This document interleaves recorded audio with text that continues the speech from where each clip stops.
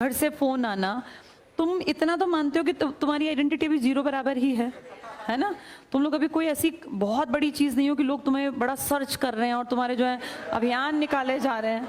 तुम अभी फिलहाल तुम्हारी आइडेंटिटी जीरो बराबर है। इसको जितनी जल्दी समझ लोगे उतना फायदे में रहोगे बेटा। ये तुम्हारा वेस्टेज ऑफ टाइम है। और अगर तुम्हें लगता है कि सभी ऐसा करते हैं, ठीक है, तुम्हारी पीढ़ी थोड़ा सा अलग है। तुम लोग जरूर, तुम्हें व्हाट्सएप चलाने, इंस्टा चलाने हैं, वो तुम्हारी जरूरत है खाने की तरह, लेकिन उसका एक टाइम सेट कर लो उसका। क्लास के बीच में तुम फोन देख रहे हो, तुम्हें नहीं लगता तुम्हारा ध्यान डाइवर्ट होता है और ये कम पकड़े जाते हैं और तुम ज्यादा पकड़ी जा रही हो? ये बहुत गलत बात है बेटा। फिर पकड़ते नहीं है, ये भी चलाते रहते हैं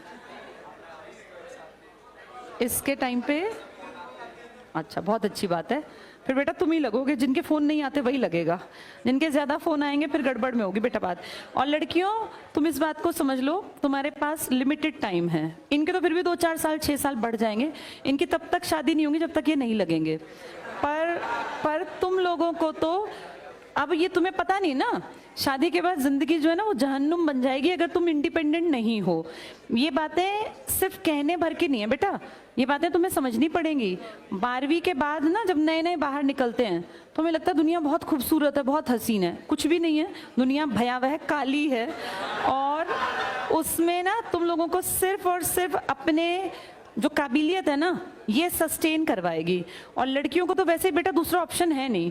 एक बार जहां तुम्हारी शादी हो गई, तुम्हें जिंदगी भर वहां निभाना पड़ेगा। अगर तुम पढ़ी लिखी हो तो तुम्हें इज्जत मिल जाएगी, अदरवाइज वहीं बेइज्जती भी होगी और वहीं रहना भी पड़ेगा।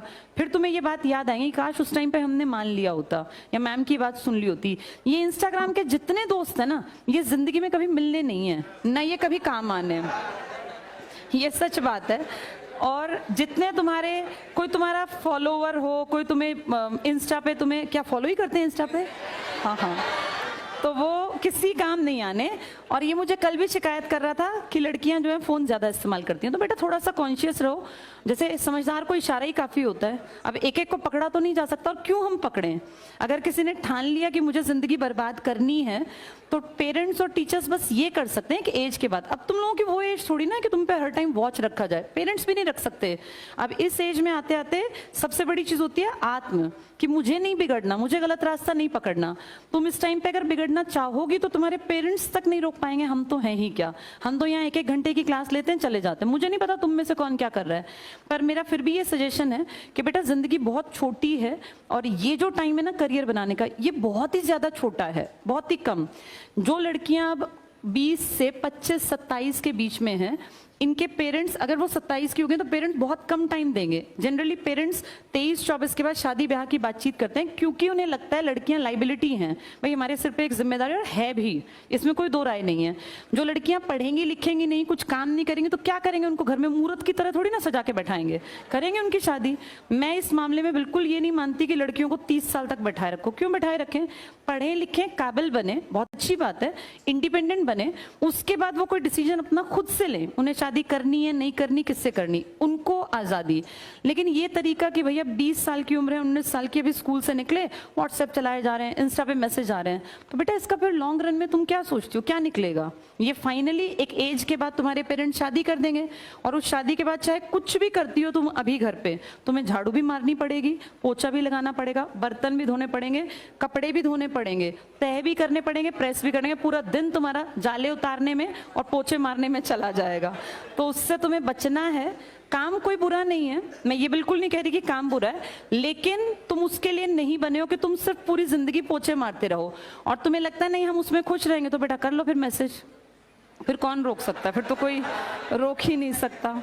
तो अपनी लाइफ सेट कर लो, ये फालतू के काम कहीं काम नहीं आने बेटा, है ना। और अब मुझे समझ नहीं आता लड़कियां जो इनको टोकना पड़ रहा है, नहीं तो हमारे टाइम पे मुझे याद है लड़कियों को तो कोई कहता ही नहीं था, लड़कियों की तरफ देखना ही नहीं पड़ता था, लड़कों को तो टोकना पड़ता था। पर आजकल लड़के थोड़े शरीफ हो गए एक्चुअली, इनको ना इनको नहीं, शरीफ नहीं इसको बोलना चाहिए, इनको बुद्धि आ गई कि भैया ये सब चीजें सेकेंडरी हैं। ये सच बात है, समाज में बहुत बड़ा परिवर्तन आ गया, ये मैच्योर हो गए। एज बढ़ने के साथ इनका विजडम बढ़ गया, लेकिन तुम लोग नहीं बढ़ पा रही हो। तुम में से कुछ, कई तो लड़कियां बहुत अच्छी हैं, बहुत बढ़िया काम कर रही हैं, लेकिन कई लड़कियां ऐसी हैं जिसका रोज ये फोन पकड़ने पड़ते हैं। तो ये गलत है बेटा। ये फोन एक दो बार पकड़ने के बाद तुम्हारे पेरेंट्स तक ही हमें ये बात पहुंचानी पड़ेगी कि तुम नहीं पढ़ रहे हो।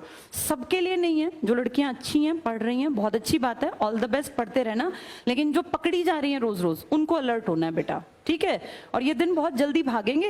ये अपने पेरेंट्स के घर जो ऐशो आराम है ना, तुम्हारे बीच में जो मैरिड हैं, इनसे पूछ लो, ये ऐशो आराम ज्यादा दिन चलना नहीं है। पेरेंट्स कुछ भी कर लेंगे, लेकिन ससुराल में जैसा माहौल होगा तुम्हें वैसा ही ढलना पड़ेगा। पेरेंट्स की चलनी नहीं है। जिनके घर में पेरेंट्स की चलेगी, उनके घर बसने नहीं है। तो ये मान के चलो कि फिर ससुराल के अकॉर्डिंग ढलने के लिए अपने आप को सबल बना लो। चलो, अब ये ऐसा फोन दोबारा ना आए किसी का। और लगा रखा है स्टारबक्स का। चलो।